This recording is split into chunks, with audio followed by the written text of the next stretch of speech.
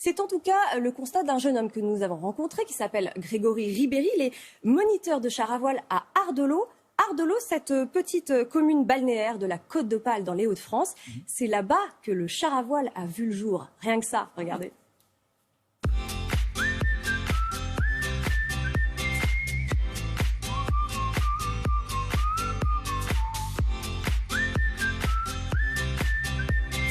Alors, une voile tendue, c'est quand on monte dans son char, qu'on est en bonne position de départ, donc la voile bien sur le côté, et qu'on tire dessus, sans l'écoute, et qu'il se passe rien. Ça, c'est tendu. Ok, donc si on est dans cette position-là, qu'est-ce qu'on fait pour accélérer du coup? On relâche jusque quand? Jusqu'à ce qu'elle se gonfle, et conséquence, qu'est-ce qu'il fait le char? Il avance. C'est parti. Zou!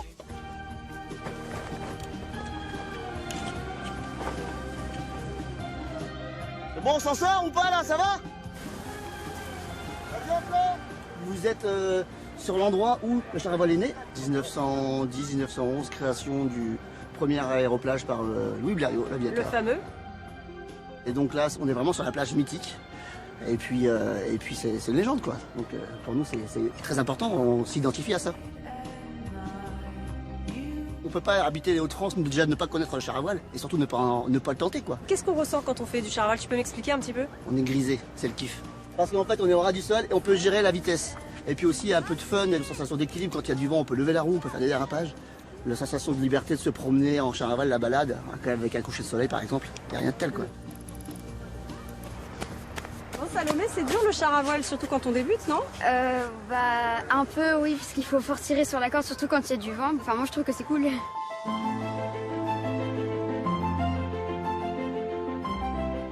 On s'installe dedans. Vas-y, grimpe. On a les pieds sur les pédales qui ça va diriger. Tu appuies, bouge, pied droit, gauche, voilà. Et là, on a ici l'accélérateur. Ok. Plus tu tires, plus tu vas vite. Et ici, on a le frein qui permet de stabiliser la machine. Voilà, et si on veut s'arrêter, on va par là avec les pieds. Encore, encore. Franchement. Et ça s'arrête tout seul. Trop facile, Greg? Oui, effectivement, comme tu peux constater. On peut aller jusqu'à combien de kilomètres/heure? Oh, ça dépend, sur des chars initiation comme là, on est sur... on peut aller jusqu'à 50 km/h et avec la sensation de vitesse au ras du sol, c'est amplifié. Et après, sur des supports un peu plus poussés, plus techniques, on peut atteindre les 100 km/h pour certaines machines, ouais. Donc là, vraiment, c'est des chars à voile destinés à l'apprentissage pour les enfants, Exactement. en vacances, en loisirs. En loisir, grand public, accessible à tous. Si on veut découvrir ce sport, il faut quand même aller dans les Hauts-de-France, j'ai Il l'impression. faut aller dans les Hauts-de-France, sur toute la côte d'Opale jusqu'à la baie de Somme. Vous avez les moniteurs, le matériel pédagogique et le cadre qui va avec, quoi. Donc cet été, on ne va pas en Méditerranée, on va à Ardelot. On va à Ardelot. Vous venez ici, vous venez nous voir, on sera heureux de vous accueillir. Merci beaucoup, De Greg. rien.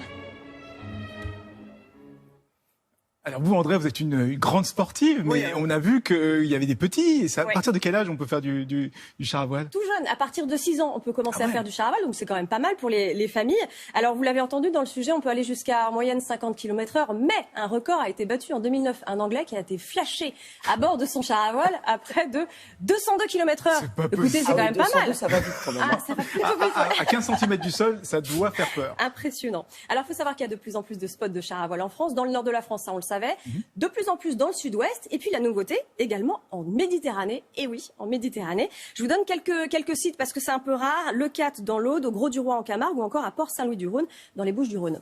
Et là, il faut quand même marée basse, hein, parce que si Ouais. on a des bosses sur le sable, C'est quand on va à impossible 200, de faire du char à je voile pense quand qu'on on se sent sur les renverse bosses. très rapidement. Exactement. Et c'est pas un sport qui va devenir un sport olympique, parce qu'on a vu que le surf était devenu, le surf et le skateboard sont devenus des sports olympiques. Sport additionnel. Il y a Ouais. une idée que ça devienne un sport olympique? Excellente question, Anis. Eh bien, le char à voile s'est porté candidat comme sport additionnel pour les JO de Paris 2024, donc dans 3 ans, mais ils ont été retoqués. Donc, ce sera peut-être pour Los Angeles en 2028. Voilà, exactement. Merci beaucoup, André.